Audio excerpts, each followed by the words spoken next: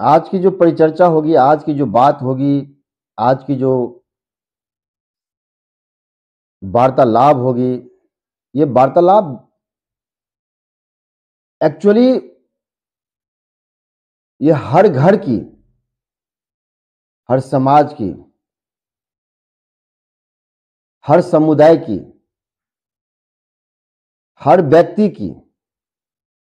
जहां तक बात करूं छोटे से लेकर के बूढ़े तक,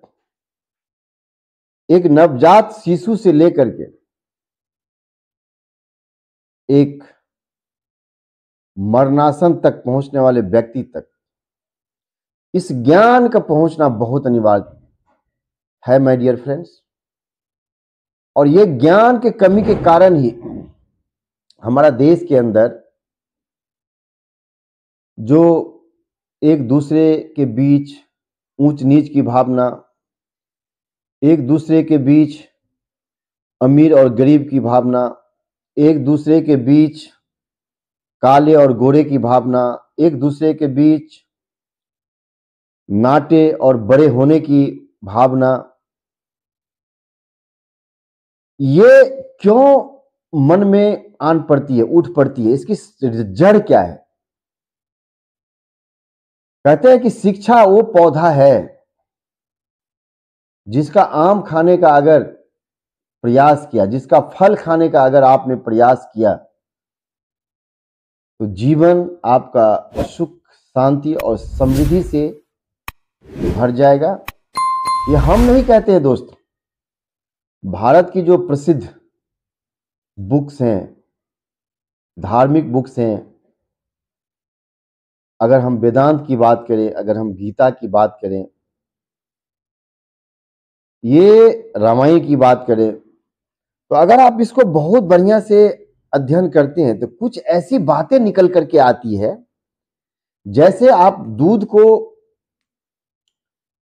अगर ध्यान से देखते हैं, उस पर रिसर्च करते हैं तो हम मक्खन प्राप्त करते हैं, और मक्खन पर जब रिसर्च करते हैं तो हम घी प्राप्त करते हैं। तो कुछ बातें ऐसी हैं, अगर हम रिसर्च करते हैं, उस पर देखते हैं, गौर करते हैं कि हमारे जीवन में उपयोगी होने लायक कौन सी शब्द है, कौन सी बात है, अगर उस बात को आत्मसात करने का प्रयास करते हैं, तो मेरा मानना है कि आपका जीवन 100% सुख, शांति और समृद्धि से भर जाएगी, और आप हमेशा खुश रहेंगे, आप हमेशा स्वस्थ रहेंगे, आपका विचार हमेशा निर्दोष रहेगा। दोस्तों, तो आपने पढ़ा होगा, आपने सुना होगा, बचपन से भी सुने होंगे किसी सभा में, किसी विद्वानों के द्वारा, किसी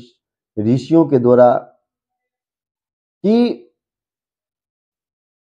पहला जो एजुकेशन का सिस्टम है, अगर हम वेद के अनुसार देखें, अगर हम रामायण के अनुसार बात करें, तो आप देखेंगे कि पहला जो ऋण होता है उसको बोलते हैं देव ऋण, दूसरा जो ऋण होता है उसको बोलते हैं ऋषि ऋण, और तीसरा जो ऋण होता है दोस्तों, इसको बोलते हैं पितृ ऋण, यानी पिता ऋण। तो देव ऋण, ऋषि ऋण और पिता ऋण, अगर तीनों चीज हर व्यक्ति अगर अपने परिवार में समझने का प्रयास करे, हर बच्चे समझने का कोशिश करे, जो स्टूडेंट है खास करके, अगर इसको बचपन में ही जब उसकी शिक्षा की प्रारंभ होती है, अगर उसको समझा दिया जाए, चाहे वो किसी भी परिवार का हो, किसी भी समुदाय का हो, किसी भी जाति का हो, कि देव का क्या मतलब है, देव ऋण का क्या मतलब है।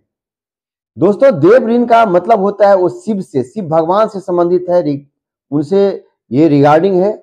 और शिव भगवान से जब रिगार्डिंग है तो